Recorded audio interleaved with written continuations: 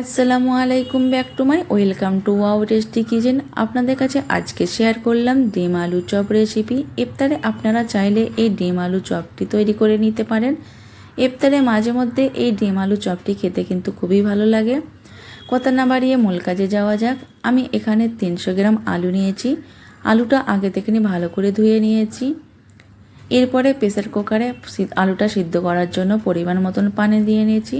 এরপরে আলুটাকে আমি প্রেসার কুকারের মধ্যে দিয়ে দিলাম আর 3টে ডিমকে আগে থেকে ধুয়ে নিয়েছি আর এই 3টে ডিম প্রেসার কুকারের মধ্যে দিয়ে দেবো। আলু আর ডিমটা সিদ্ধ করার জন্য আমি প্রেসার কুকারের ঢাকনাটা বন্ধ করে দিয়ে একটা সিটি দিয়ে নেব। আলুটা সিদ্ধ করা হয়ে গেছে। এরপরে আলুর খোসাটাকে ছাড়িয়ে নেব। আলুর খোসাটাকে ছাড়িয়ে নিয়ে আলুটাকে ভর্তা করে নেব।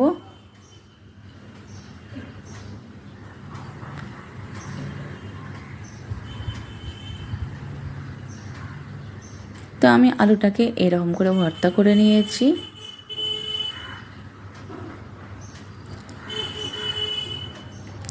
এরপরে আমি যে 3টে ডিমকে সিদ্ধ করে নিয়েছিলাম সেই 3টে ডিমের খোসাটা ছাড়িয়ে নিয়ে একটা ডিমকে 4 টুকরো করে নেব। তো আমি একটা ডিমকে 4 টুকরো করে কেটে নিয়েছি। এই ডিমের স্বাদটা বাড়ানোর জন্য আমি দিয়ে দিচ্ছি গোলমরিচ গুঁড়ো, লঙ্কা গুঁড়ো আর দিয়ে দেবো লবণ। তো আমি স্বাদ মতো লবণ দিয়ে দিলাম। এরপরে আমি এক সাইডে সরিয়ে রাখবো। এরপর আমি আর একটা পাত্র নিয়ে নিলাম আর এই পাত্রের মধ্যে 2টো ডিমকে ভেঙে নিচ্ছি। দিয়ে দেবো স্বাদ মতো লবণ আর দিয়ে দিচ্ছি গোলমরিচ গুঁড়ো। এরপরে ডিমটাকে ভালো করে ফেটিয়ে নেব। ডিমটাকে ভালো করে ফেটিয়ে নেওয়ার পরে আমি চুলায় একটা প্যান বসিয়ে দিয়েছি আর দিয়ে দিচ্ছি সাদা তেল। আমি 2টো মিডিয়াম সাইজের পেঁয়াজকে কুচি করে নিয়েছি আর এই তেলের মধ্যে দিয়ে পেঁয়াজটাকে ভেজে নেব। তো আমি 30 সেকেন্ড মতন আমি পেঁয়াজটাকে ভেজে নিচ্ছি। তো এরপর আমি 4-5টা কাঁচা লঙ্কাকে কুচি করে নিয়েছিলাম আর সেই কাঁচা লঙ্কা কুচিটা এই তেলের মধ্যে দিয়ে ভেজে নেবো 30 সেকেন্ড মতন। আর ঠিক আমি কালারটা ঠিক এইরকমই রাখবো। এরপরে আমি দিয়ে দেবো হাফ চা চামচের কম হলুদ গুঁড়ো, হাফ চা চামচের কম লঙ্কা গুঁড়ো, হাফ চা চামচের একটু কম জিরে গুঁড়ো, গোলমরিচ গুঁড়ো দিয়ে দিলাম আর দিয়ে দেবো হাফ চা চামচ ধনে গুঁড়ো। গরম মশলা দিয়ে দিলাম হাফ চা চামচের কম, আদা রসুনের পেস্ট হাফ চা চামচ। সব উপকরণ দেওয়ার পরে আমি এই 1 মিনিট মতন আমি ভেজে নিচ্ছি। 1 মিনিট ভেজে নেওয়ার পরে আমি একটু পানি দিয়ে 3 থেকে 4 মিনিট কষে নেব। তো এই পর্যায়ে গ্যাসের ফ্লেমটাকে একদম লোয়ে রেখে আমি 3 থেকে 4 মিনিট ভেজে নিয়েছি আর দিয়ে দিচ্ছি স্বাদ মতো লবণ। লবণটা দেওয়ার পর 1 মিনিট মতন কষে নেওয়ার পরে আমি আলু ভর্তাটা দিয়ে আমি মিশিয়ে নেব। তো ভালো করে মিশিয়ে নিতে হবে।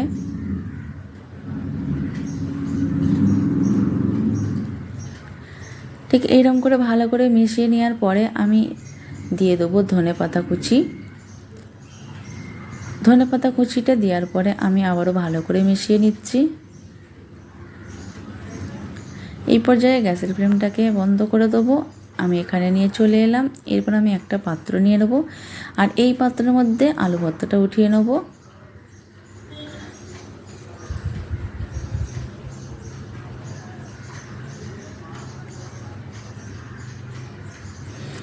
আমি ডিমের চপটা বানানোর জন্য আমি একটু আলু ভর্তাকে নিয়ে প্রথমে গোল পাকিয়ে নেবো, তারপরে বাঁ হাতের তালুতে রেখে ঠিক এরকম করে চাপটা করে নেব। এরপরে আমি নিয়ে নেব 4 ভাগের 1 ভাগ একটা এই ডিম নিয়ে নেব আর ডিমটাকে ঠিক এরকম করে উল্টে দেওয়ার পর আলু ভর্তাটা দিয়ে ঠিক এরকম করে চাপা দিয়ে শেপ দিয়ে নেব। ঠিক এরকম করে আমি শেপটা দিয়ে নিচ্ছি।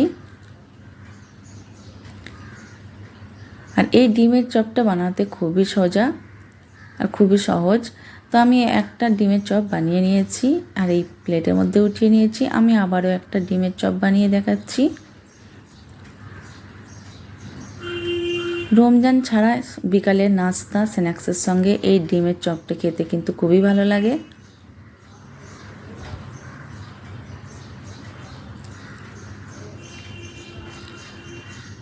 আর এই ডিমের চপটি ছোট বড় সবাই কিন্তু খুবই মজা করে খায়।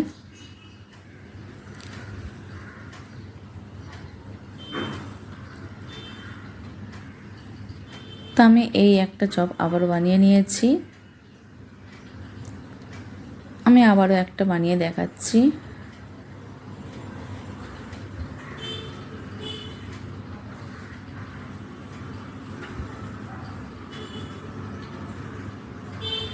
তো আমি এখানে 4 থেকে 5টা আমি বানিয়ে নিয়েছি আর বাকিগুলো বানিয়ে নিচ্ছি। সব ডিমের চপগুলো ঠিক এইভাবে বানিয়ে নেওয়ার পরে আমি প্রথমে হাত দিয়ে ডিমের গলায় দেওয়ার পরে আমি এখানে ব্রেড ক্রাম্বস লাগিয়ে নেব।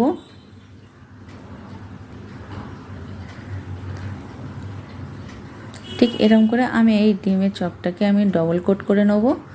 তো এর জন্য আমি আবারও ডিমের গলায় দিয়ে দিলাম, দেওয়ার পরে আমি আবারও ব্রেড ক্রাম্বসের উপরে দিয়ে দিলাম, দেওয়ার পর আবারও ব্রেড ক্রাম্বস লাগিয়ে নিচ্ছি।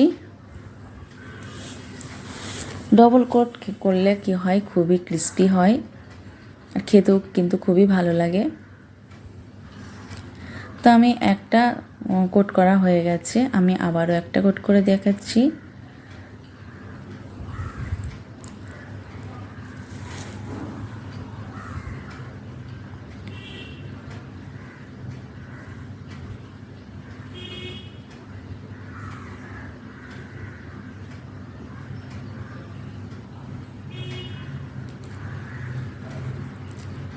আর এই ডিমের চপগুলো কিন্তু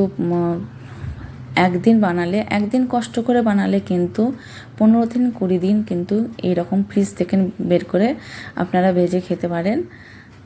তো কষ্টটা অতটা হবে না এই রমজানে। আর আমি সবগুলো এক এক করে কোট করে নিয়েছি আর এখানে টোটাল 12 পিস হয়েছে। এরপরে যে আলু ভর্তাটা বেঁচেছিল সেই আলু ভর্তাটাকে আমি আলুর চপ বানিয়ে নিয়েছি। আর খুব সহজভাবে এই ডিমের চপটিকে বানিয়ে ফেললাম।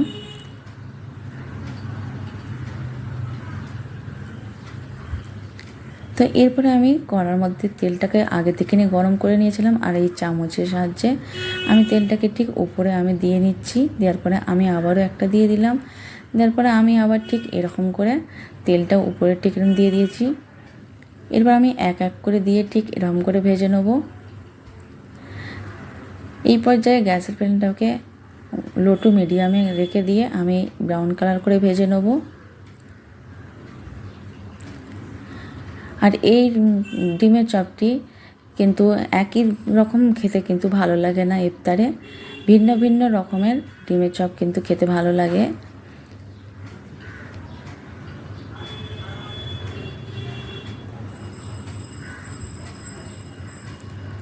তো আমার এই চপগুলো ভাজা হয়ে গেছে, আমি এরকম একটা ছাকনার মধ্যে উঠিয়ে নিচ্ছি। বাকিগুলো একই প্রসেসে আমি ভেজে নিচ্ছি।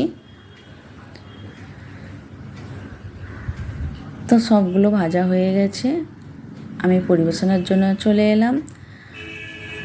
আর খুব সহজভাবে এই চপটা বানিয়ে নেওয়া যায়। প্রতিদিন একই রকম না বানিয়ে এই রকম ডিমের চপ মাঝে মধ্যে বানিয়ে অবশ্যই খেতে পারেন, খুবই ভালো লাগে। তো আমি একটা ভেঙে দেখাচ্ছি। যারা ফেসবুক পেজ থেকে দেখছো ফেসবুক পেজটাকে ফলো করে একটা লাইক করে দিও। যারা ইউটিউব থেকে দেখছো ইউটিউব সাবস্ক্রাইব করে আমার চ্যানেলের সঙ্গে থাকবে। ভিডিওটা যে যেখান থেকে দেখছেন অসংখ্য ধন্যবাদ। সবাই ভালো থাকবেন। আল্লাহ হাফেজ।